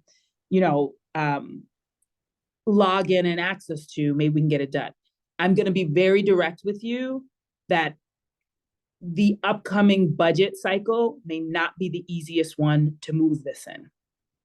So while I am very clear that it's a priority and we've been talking and thinking, and I think the idea we have right now is the one that has the most potential and is reflective of all of what we've heard, the price tag is still going to be really high for the very first one. And so I'm just going to be really honest with you, that feels like a hurdle given the current fiscal climate. So this team should have a plan. Not as sure I could move it through, or even the person after me could move it through, because I'm guessing when you reach out, we're talking multi-million dollars. Even if I think it would be expensive, even if it was just ours by ourselves. I think it's going to be more expensive if everyone's going to be together, though more cost effective than if everybody was doing their thing separately. But I would be surprised. I'll put it on my prayer list, but I would be surprised if it moved on this budget cycle. And then I think the legislation piece, I think that is also, I know, was one of Councilor Bach's real foci, and she and I were talking about it as we were trying to move the last piece through.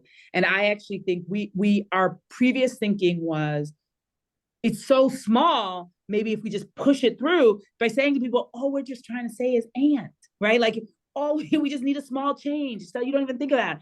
It just didn't work. We couldn't get people to care in the midst of 50 million other things.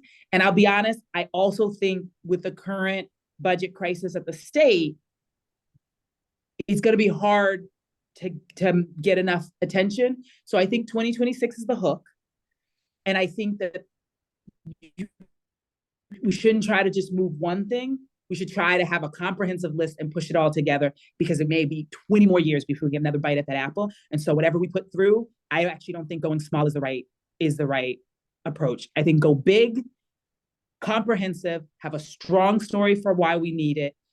And I think, and this is particularly for Lynn and someone who's like, if we can show that we've done everything we can in our purview that didn't have to go to them, and then only send to them the things that we don't think we can do. And there are things we still, and I think that's why having Murray come, no matter how much you're creative, there are still some things that we cannot fix without legislative change. There are some things we can, and we should do everything we can to move those along. But I say, make big sweeping changes to all the things we can't fix that are not in best practice, that are not even what commissioners want to be doing. And 2026 is the hook to do it. So I would say, I'll do some research, Article 85 now, because it doesn't cost anything. And we've got so much already there, right? Let's go for that. I think the citywide survey, have it ready to go, but know that the financials are going to be a little bit of a challenge, and that the legislation, get it robust, ready, do the things we can do on our own, and then use the next session as the hook. Because I don't think there's no way in heck I don't think it's moving in this session. I mean, we didn't even introduce it, so like there's no way. Anyway, so we get ready to introduce something more robust and more, meaningful for the next legislative cycle in January 2025. You trying to drum beat up to 2026 to get it passed. That would be my approach. Amanda? I'll echo that. Thank you, Chief. I just wanted to mention we talked a little bit about political will and, this kind of like biting off chunks at a time. So we were able to get some language in Plan Charlestown, which I think we could sort of apply to the Article 80 reform. Like just one specific sentence said, it was something like, in order for a developer to receive zoning relief or an FAR above, the surrounding community of like 2.0, they must retain the historic buildings that are in the boundaries of that master plan area. So can we also add language that says like, hey, if you're, planning on doing an Article 80 master plan in this area, you're required to do a historic, building survey or, our citywide sort of survey, but in this little area. And then that way we're getting, some of these things done in smaller pieces, but by private developers and private money. Because I mean, I can tell you right now, Charlestown is like our little neighborhood, and then it's surrounded by all master plan, like Article 80 processes. So for Charlestown, that would take care of, 3/4 of our land mass. So I feel like that's a quick way. And also maybe it'll kind of slow down some of the Article 80 processes, because the developer would be sort of required to do a little bit more legwork in terms of a survey for their district. And then also retention of some of the buildings. We had one big one that's not going to go through now, but it was the RISE project. They just filed bankruptcy, so I don't think it's going to go anywhere, but it was the same thing. Like they were preserving one building, but proposing to demolish the other one. Chelsea, we worked very closely on this. And even though we got that language in our Plan Charlestown, it wasn't like applied to the district. So we just need to be a little more proactive about making sure like we can absolutely get that language in, because we did it in Charlestown, in the Article 80. So I just don't want to miss that opportunity, when we're planning like longer out and bigger, right? So like small chunks, I think we can do now. Yeah, I know that Murray is working pretty hard right now to get language such as that into Plan Downtown. And we're catching Plan Downtown like on the tail end of it. Yeah. So maybe it won't work, but we're hoping that it will. Because there's a Plan Downtown was published, but the zoning regs were still to be added. So I know he's really working furiously on that. Yeah, I agree with you guys that we should embrace opportunity where there is opportunity to plug this language in. But so far our survey work has been so piecemeal that, we haven't got across the city, and the ones we've already done now are out of date. Those buildings have changed and they need to be updated, and there are other neighborhoods we haven't even gotten to yet. So I would love to continue the conversation about something citywide that we can do all at once with using one platform. I think the expensive part, Chief, is, we got to commit to this.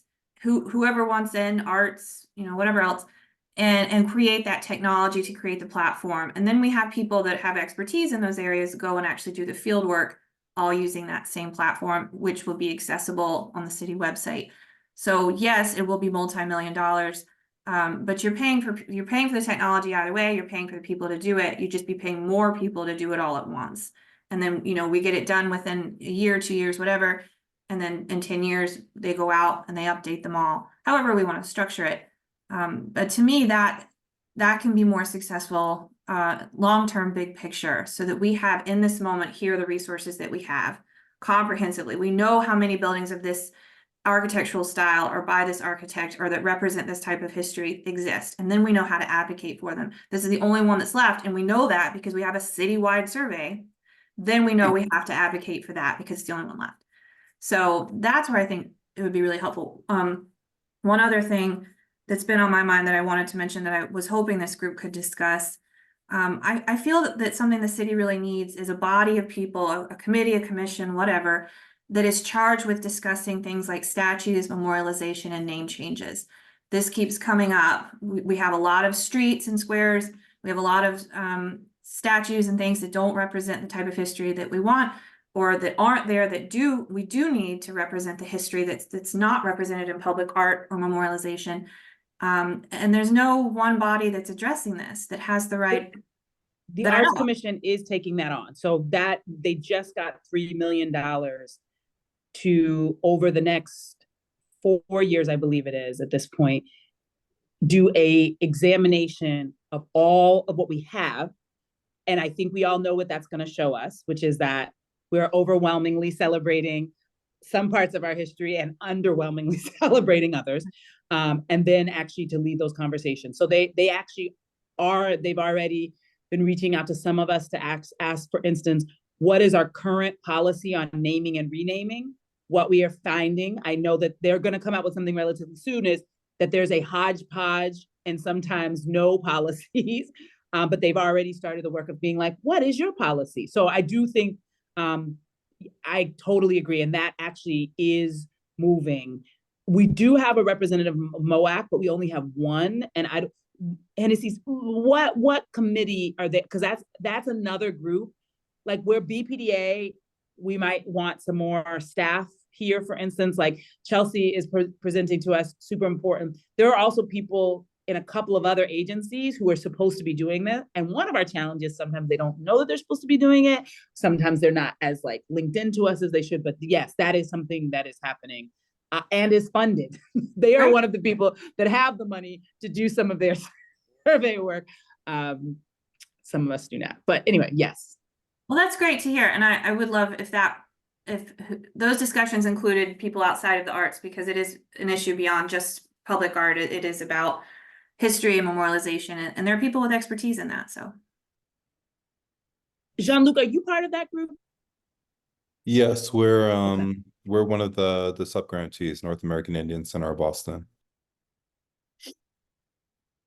Great, and I do think that I heard the Friends of the Public Garden are doing something of the sort for the Common and the Public Garden, maybe Common, but yeah, all right. They Well, that's are, fair. but they are now, I think the agreement is that they're actually gonna merge it in. So they had talked about doing it before, while the Arts Commission was applying for the money.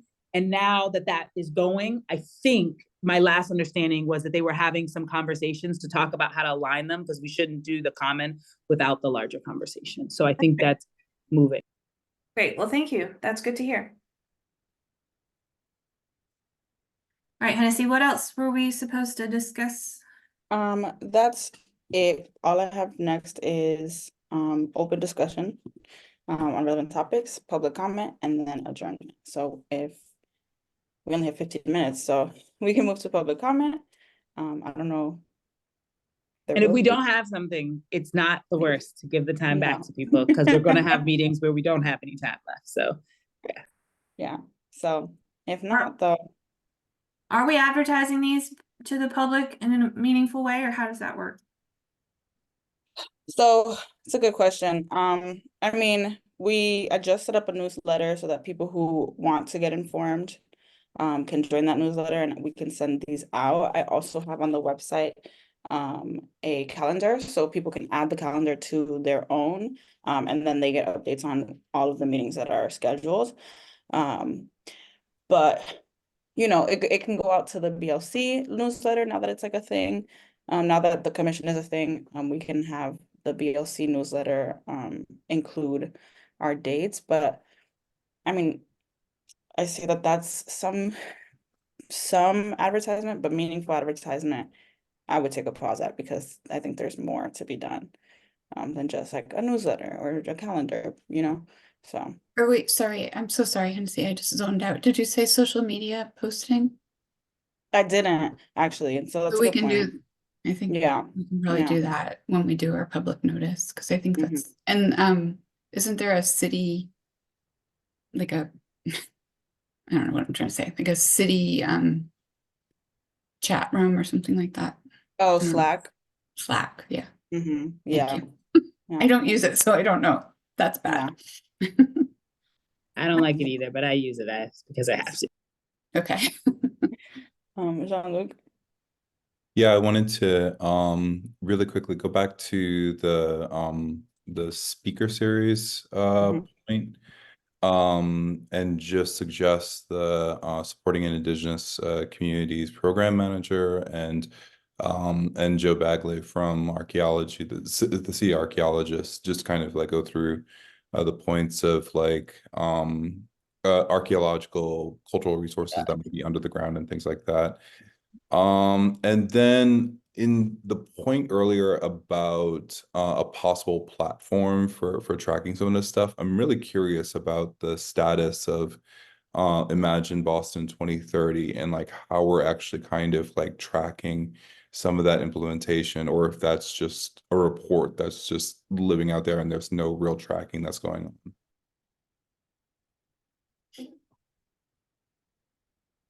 I will try to say this and as directly as I can. I think that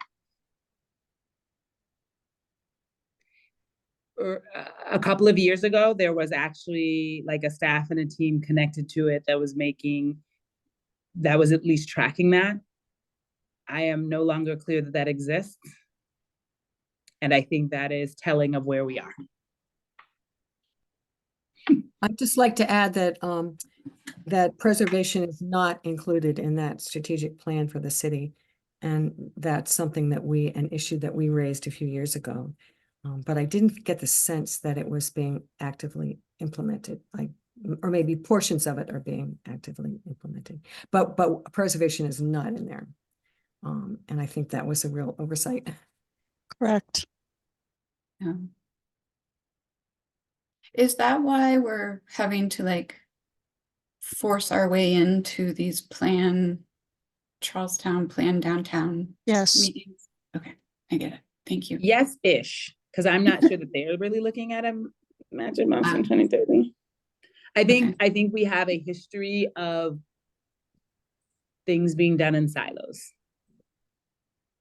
And that applies across many different things. Well, speaking of that, I know Catherine Lusk was hired. I think her job is to help break down those silos, but I'm not very clear. But if there's a role that she could play in this group to help clarify how we're fixing that, maybe she could be on that speaker list.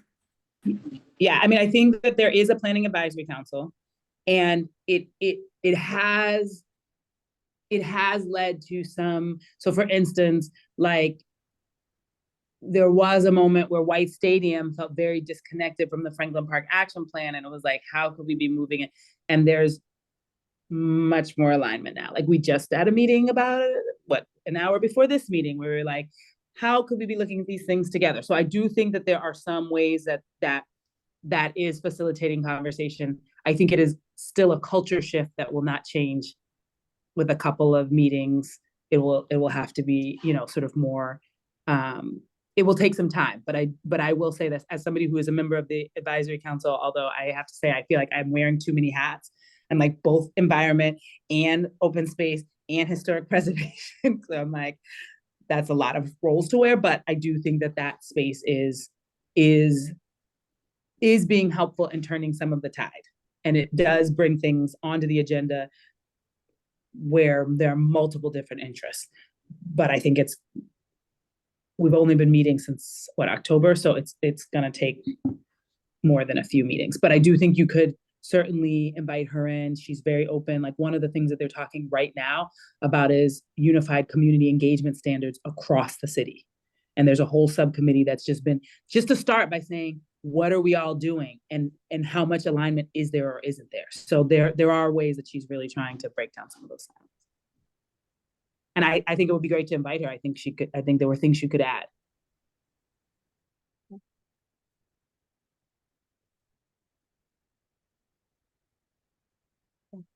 Any final thoughts? Are there tasks that we could take away from this meeting? Things that we should look into to inform the next meeting? I mean, I definitely have tasks.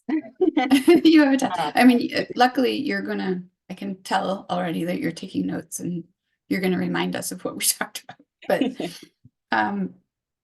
for instance, like, can someone talk to LA?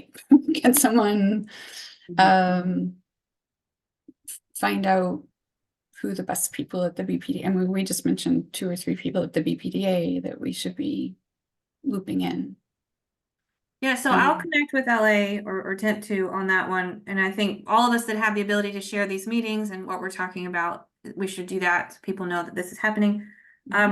It would maybe helpful. Can someone bring a little research on, I think the recommendation was other Article 85 language from other cities, and is there something we want to pull from that rather than start from scratch? That would probably be something good to bring to the next one. Yeah. Also, demo by neglect, I think, was another one we said. Yeah, I can work on that. And we shouldn't lose sight of that adaptive reuse ordinance that was the idea that was floated. Maybe a conversation at the next meeting. Allison, isn't Somerville considered kind of a model for demo delay? Yeah, so that's what I think we should do, Lynn, is bring some examples of who has good language, who has successfully updated their delay. I know Salem did theirs not long ago. And see if what we can learn from these other local cities. I know when I talk to people at the city, they always want to know, well, who else is doing it and how's it going? So if we can bring examples, I think that would be helpful. I could touch base with Jennifer at MHC. Okay. On what's happening kind of statewide, and we don't necessarily want to adopt MHC's template, but yeah, that'd be great. I can do that. Are there other cities to look at? I'm thinking about Charleston, South Carolina. I feel like they have pretty strong city ordinances in place. I could look into that. I actually have some information on that. Ah. We were talking a few years ago about citywide survey, and I actually presented them to the mayor at the time. It was a map that showed the whole city had been prioritized and color coded. So there were certain blocks that were identified as high need to protect, other blocks less so, other sections of the city that where perhaps developers should be, setting their sites. I can send you what I have. I don't know how current it is now, but. Well, and Lynn, a more local example of that, Roseanne, you and I talked about this years ago. The Greater Ashmont Main Street right here in Boston has a color-coded map of their district, red, yellow, green, same thing. And Yes. it's excellent. And I've been pushing, it's sort of a stopgap intermediary measure of having neighborhoods do that on their own, grassroots. It's not legally binding or anything, but it gives some clarity on where neighborhood positions are. So that's something we could look more at too. And it's easy to understand too. Yeah. which is the So- beauty of it. Allison, to your point, and something that we should think of, I just think about, I want to be real. I do not see massive resources flowing in the next year. And so the question is, do we want to do or encourage people to do something that's a little bit more DIY in the interim? Like, just really thinking about it, because I just think that I think resources are going to get tight at both the city and state level. And I don't know how long that's going to last or, whatever. But I think that I would love for this group to put our heads together. Like, in that context, what does it look like to make some level of progress? I'm not saying we should have the plan ready for when, we can press go, but is there something in the meantime that also might make sense to keep like the vision of what is possible alive and engage people? Yeah, so I really was inspired by the Greater Ashmont effort, and I thought, well, if we could create, again, some sort of basic platform where every main street or, work with civic associations or whatever, could identify places that are meaningful to them, red, yellow, green. We could all upload it into that platform and it could be held on the city's website. I talked to Do It about it, it would need to go through landmarks. There's a whole process. But that was something that could be done grassroots, very little money that gives some indication. But now that we're doing squares and streets, I mentioned this to Amy. Why can't we do it through that? I mean, that's the place to do it. We're having conversations about how we want our neighborhoods to look anyway. Let's do it while we're meeting with the community. Yeah, I do think that squares actually and streets are a good idea. could be a viable way to at least get started. It won't be citywide, but at least you throw something down somewhere to get it started. It's a pilot. We'll pilot it with the squares and streets neighborhood, since those people are getting together anyway, and then we can expand it from there. But they're moving that forward so quickly. It's hard to get any traction on these ideas. It was very heartening that they actually reached out to us. So Yeah. I know we shouldn't just settle for that type of thing to happen, but it was like I had to explain Article 85 to the person that was leading it, and he was shocked that there was no other stopgap. So I think they're already thinking about what needs to be done. Like he actually mentioned that maybe some survey work gets done in those areas. Yeah. So Well, we should connect with them pronto, it sounds like, kind of see if we can make that happen. I could ask, I think it's Ruben Cantor that we would talk to. I'm not positive. He's the one that reached out to me, and he said he would like to hear how this group formed, and then if he could present to us, I'm sure he would. Right. So I will do that. All right, so it's about to be 3. We have a lot to do, but that's great. I don't want to take up too much of any more time. So if we want to adjourn this meeting, someone should motion to adjourn, someone who's not me, and then someone should second it, and then we'll be all good. And I will post this recording on a YouTube page that I've already set up, and the meeting minutes will go on to the Commemoration Commission webpage. Great. I make a motion to adjourn. I'll second. All right, so moved. All right, thank you, everyone. Thanks, Thank everybody. you, Hennessy.